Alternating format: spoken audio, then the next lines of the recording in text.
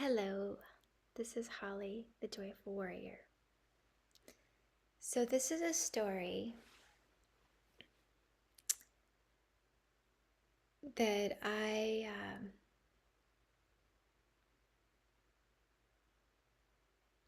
can't help but standing in as I share it. So, forgive me if I pause from time to time because I'm right back there in it every time I think about it. We'll just call this the old woman.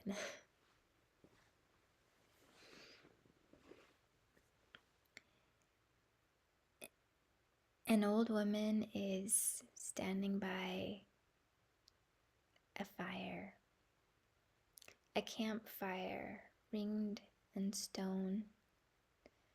Her boots are touching the side of the circle of rocks, and so are mine on the other side. I can see the soot from the flames, from the wood burning, start to dance over the rocks and land on my boots. And I can feel the heat of those dancing flames and how they are touching me through the rocks and through the boots. It's getting hot. It's getting hot. The old woman in her long gray hair with bright green eyes, headband on, wearing a yellow deerskin dress with red roses climbing up the edges, matches the feeling and the texture of the boots that I'm wearing with yellow deerskin and climbing red roses. And I too have a headband on.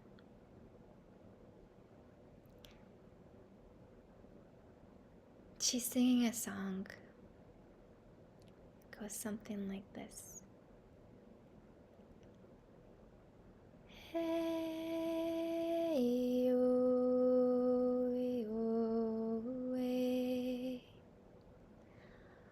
oh, hey, hey, hey. Well, I recognize the song as it's one that sprang from my own heart and really from my from my roots, from my belly, from my sex, from like the root chakra in the loins of myself, the place where the earth meets me when I sit. The song that is my soul song. And she's singing it.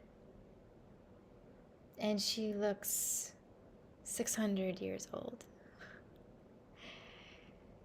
with the sprightliness of a bright star that's just been born. Then I'm afraid of her. She knows all that I do not know yet. She knows the pain that I'm going to go through. She knows the mountains that I'm going to have to climb and the oceans I'm going to have to swim in. She knows everything I'm going to lose. And I know it too, but I don't really know. But I know. I know I can feel what's coming. And she says to me,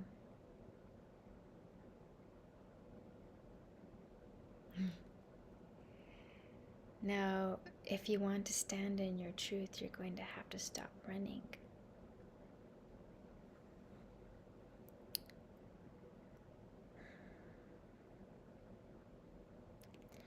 And then she says, so now you know it's time to step into the fire. I reach my hands out to her over the fire. Somehow I know I'm supposed to. And she takes a red crimson ribbon and she braids my wrists together like they're in handcuffs a bit, but also a bit like there's a marriage. And then she says, in order to commit to this path, you know, you must give your will and all you will over to that which is calling you home.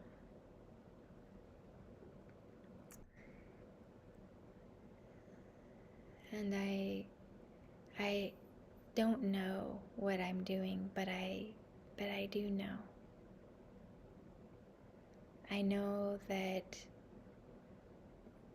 there's no place that I want to go but forward into being more worthy of embodying the fullness of my own mystery,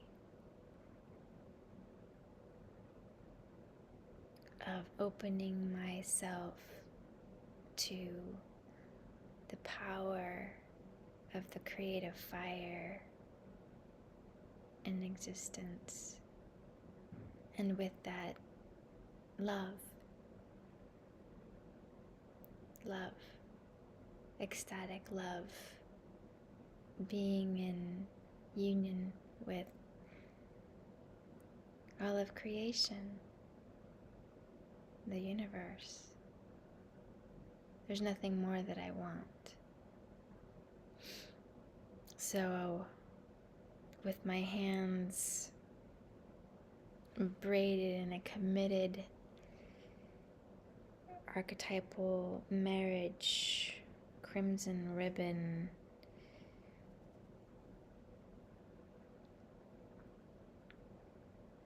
vow,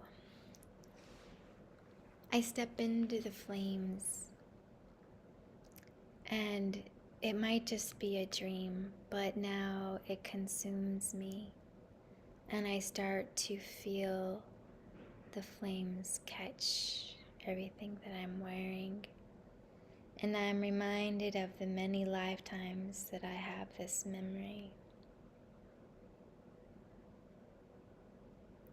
where everything burns and then everything becomes still, cold even.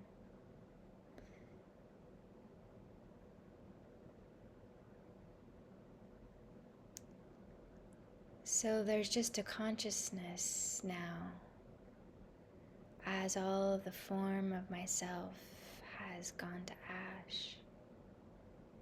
And it's as if I'm still standing, staring at the old woman while she's singing. And all I can feel is the song.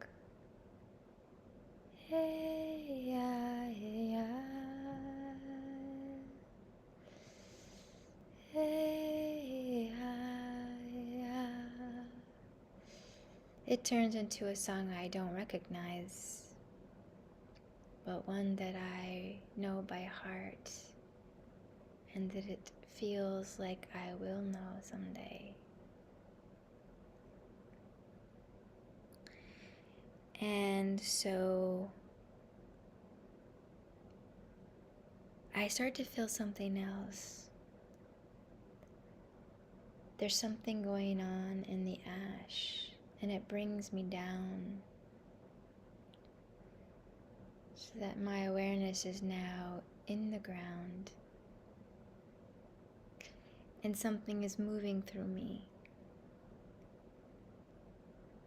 And I start to laugh and smile and giggle a little bit as I feel tickled. And I see it's worms. It's the worms in the earth. They're eating me. They're eating the ash. They're eating what is left of me. And everything is somehow moving through these beings in a way where I can feel it all simultaneously in all these different digestive bellies. My consciousness is being filtered so that I can perceive the value of these worms and how they take something that is perhaps what we might call dirty, defiled, unclean, or even just thrown away and decayed, and turn it into something new earth, like the lava that comes from Pele in Hawaii. These beautiful creatures and all the different insects too, how they work on the leftovers and create something new. And I feel curious.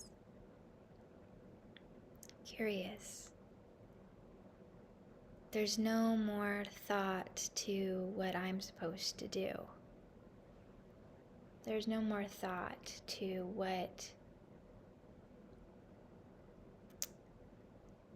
is necessary that I should think about and become and strive for.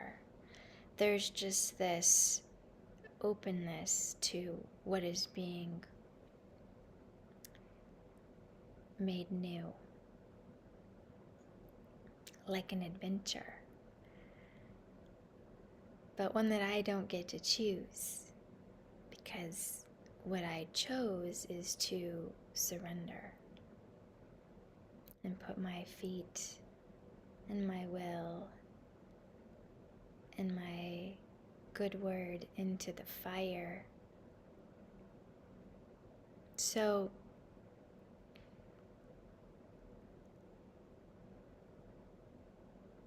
the worms are moving and dancing, and then there's once again a stillness happening, and I feel myself just as the new earth itself, moist and clean and ready. And then there's a new stirring. There's a feeling of a popping happening, something popping open within me. And then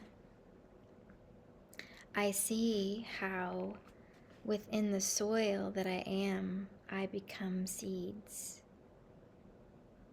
Many, many seeds, like stars in an all dark black night sky. The soil is the space and the seeds are the light, and all of the seeds are opening and they are feeling encouraged and joyful as they emerge from the denseness of the night and into a greater light. And so as this wonderful experience of feeling this strongest force I've ever felt for growing, knowing, I emerge from the soil as dandelion blossoms, and I am a field of flowers, yellow flowers opening to the sun and to the moisture in the air, feeling the wind. And here, as the seed that comes into being, what I feel is this sensation of the striving and then trusting that the flowers need. There's all of this determination that cannot be moved. Even if, you were to cut one, there would still be more from the earth that haven't given up the task of growing towards the fullness of its inner program. It's nature. It's right to exist as it is. And then this vulnerability, this willingness to share and show itself with everything, to be taken up, plucked away, or to receive something that is of great value in its pollination. So it can, through that process, have a communication with the rest of existence in its place of origin. And so I'm feeling this aliveness, this wondrousness as the dandelion. And then after this pollination process, there's this part of me that just wants to go inward now. Like a pregnancy, yeah. Like a place of feeling full and then wanting to digest and work with what I have. And to take all of that and take something else from inside that I haven't given yet. I haven't shared, that I've been waiting to share once I had enough energy, once I had enough information. Something else that wants to come from me. And that chrysalis, that inward, where all of the leaves, all of the beautiful yellow petals of me are now falling and it looks like I'm dying. But no, there's something else that's happening that's another new dream. And then all of a sudden, there's this fertility, this popping open with all of this beautiful poof of seeds. And now I am these seeds, and the wind is carrying me. And the wind is taking me into the greater atmosphere. And as I shapeshift from the localized awareness of being a flower and living the flower's dream, I'm taken into the swirl of the nature of the breeze, of the wind that is pulling me and carrying me skyward. And again, there's a sensation of adventure and not knowing where I'm going, but also wonder and trust. And I feel a little ominous, like a sense of